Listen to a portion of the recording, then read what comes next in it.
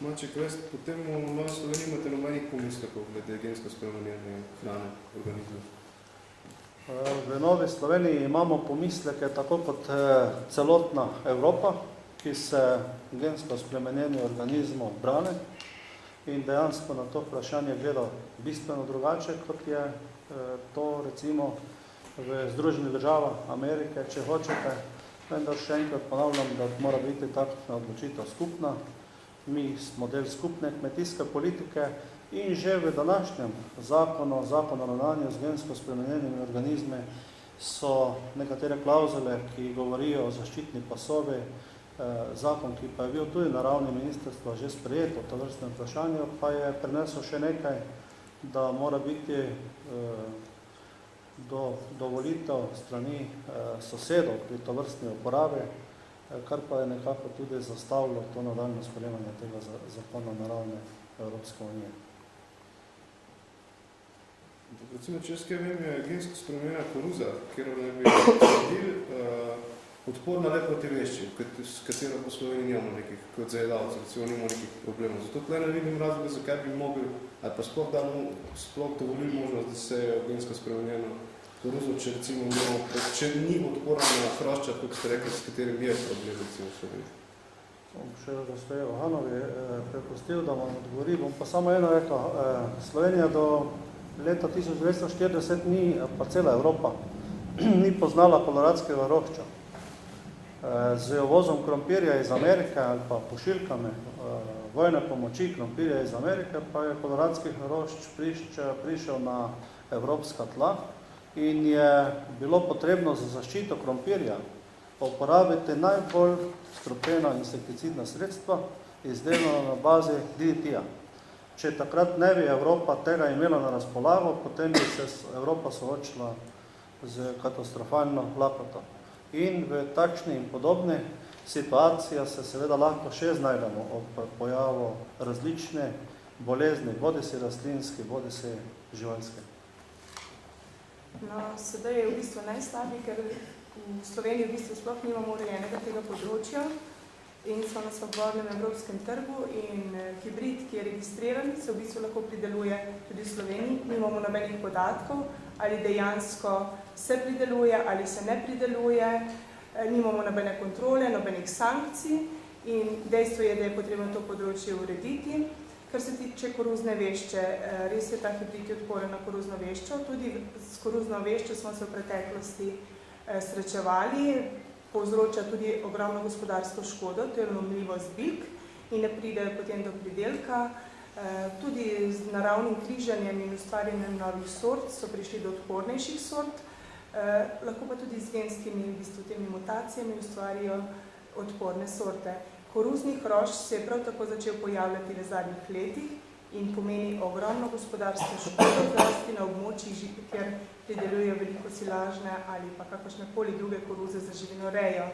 In s tem problemom se bomo verjetno v prihodnosti srečali, ali bomo spremenili tehnologijo same pridelave, uvajali druge sorte, ki bodo nadomestile oziroma druge vrste rastlin, pa opuščali koruzo, ali pa bo znanost mogoče tudi ustvarila hibrid, ki bo odporen na koruznega hrošča. Vsekakor je pred takimi odločitvami potrebno sprejemati bolj kot politične strokovne, upoštevati strokovna mnenja in do tega se mora najprej opredeliti tudi znanost. Znanost zaenkrat pa še ni rekla, da so gensko spremenjeni organizmi v bistvu škodljivi za človeka. Če sem jaz prav razumel nameno tega zakona, ki ga predlaga zares, je to, da se pač letos maj, se začne setva, pač prepreči, da ta sev pride v naravo v bistvu. Ker potem vemo, da se ga pač ne da več v stran, tako enkrat tukaj je konec. Posebej se z leta v leto isti uporablja in isti genski zapis spremenjeni postaja. Samo za tem časom, da ne bi to veljalo, dokler ni sprejet, recimo, s tem strokovnim in tako naprej zakon. To ste prav razumeli in tako je tudi to mišljeno, in se pač ustvarja v javnosti neko mišljenje, da se to s tem doseže, ampak če jaz vam rečem, ne smete voziti več kot 100 km/h, vi pa vozite 150 ali pa 200, jaz še vedno lahko trdim, da vi ne smete voziti več kot 100, ampak če vas zaradi tega ne morem kaznovati, potem me lahko obogate ali pa ne. To je potem čisto, bi rekel, vaša osebna odločitev. Tako je z tem zakonom. Če jaz rečem, prepovedano je sejati koruzo, ne vem, vse je označeno, kakšen sev, ne spomnim se, ne, to gensko spremenjeno, zatem pa ni nobene kontrole, nobenega nadzora, nobenega mehanizma, da vas sankcioniram, če to naredite. Sploh nimam službe, ki bi to, na kakšen način bi to ugotavljala, potem seveda nisem dosegel z takšnim zakonom. Nič drugega kot pač nekaj televizijskih soočenj na slovenski nacionalki, ki pač to posreduje javnosti ali pa še preko drugih medijev, pa je potem zadeva končana. Spravi, pristop mora biti kompleksnejše, celovitejše, z upoštevanjem to, kar je rekla gospa Hanova, tudi stroke in pa tisti, ki se s tem ukvarjajo, potem bomo politiki lahko sprejeli na podlagi tega nek primeren zakonski predpis. Če bi bil v tem zakonu, v tem predlogu zakonu, pač uveden še sankcioniranje, bi bil že bolj spremljiv. A je še več potrebno.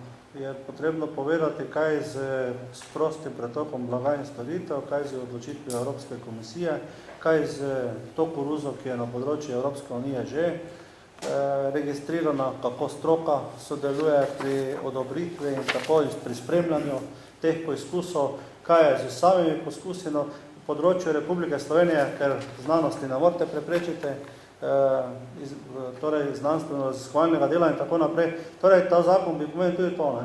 Da vsi, ki se pri nas s tem proučujejo, delajo na znanstvenem področju, ne smejo nič delati, ker je pač prepovedano.